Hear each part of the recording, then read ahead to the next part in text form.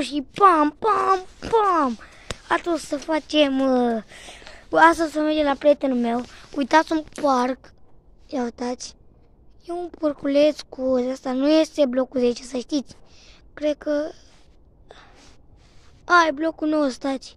Uite, vedeți cum e la blocul 9? Ia uitați, alea. Unde mă? Acolo e de Boganul? Uitați. Boganul. Ui. Șmecher parcul, nu știu ce să vă zic.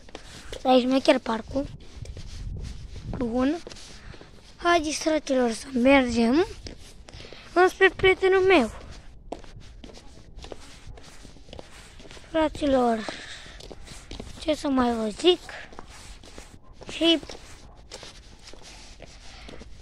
dați acolo, vă rog frumos, dați și mie, vă rog frumos, un like. Dați și mie, vă rog frumos, un like și un subscribe și vă doresc o zi minunată de școală care de mâine. Astăzi, ca să vă zic, e 8 și 11 minute. Bă, dar nu mai e negru pe aici. Scuzați-mă că e negru. Ce să le fac și acum?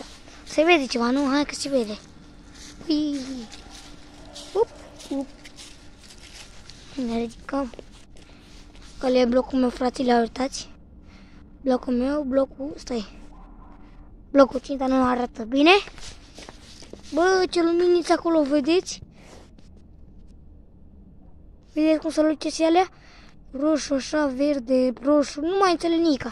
Mamă, dar voi vedeți cum se lucese? Hai să mergem, fraților. Bă, fraților, nu știu ce să vă zic. Dar mi-e un pic cam frică că cam noapte, îți dați seama. Pentru voi, că voi vedeți doar voi vedeți doar cum merg eu. Și nu se știe naiba ce se întâmplă. Acolo e blocul 10, mă. Bă, ce naiba se auzi, mă.